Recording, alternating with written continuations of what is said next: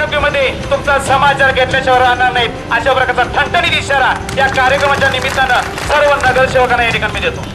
मग ज्या शिक्षण मंडळामध्ये शिक्षणाची दारं या कोल्हापूर शहरासाठी खुली होतात अशा शिक्षण मंडळामध्ये महानगरपालिकेचा शिक्षक आणि खाजगी शिक्षक असा भेदभाव केला जातो. का केला जातो?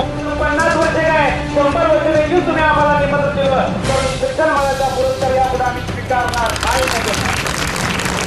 आणि जे काही शिक्षक ज्यांनी चांगलं काम केलेलं आहे अशा शिक्षकांना कोणताही भेदभाव न ठेवता या संघटनेला त्या संघटनेला असं न म्हणता सर्वजण या कार्यक्रमासाठी आम्ही भविष्यामध्ये एक राहणार आहोत अशा प्रकारची ग्वाही या कार्यक्रमाप्रसंगी तुम्हाला देतो.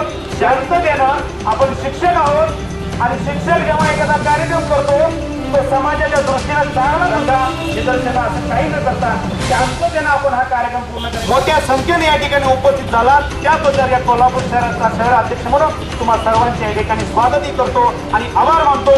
आणि या शिक्षण मंडळानं आम्हाला खाजगी शाळांना जो काही दुजाभाव दाखवलेला आहे त्याबद्दल तुम्हा सर्व उपस्थित शिक्षक बंधू भगिनींच्या आणि सर्व दोन्ही संघटनांच्या पदाधिकाऱ्यांच्या साक्षीनं या शिक्षण मंडळाचा मी या ठिकाणी जाहीर धिक्कार करतो.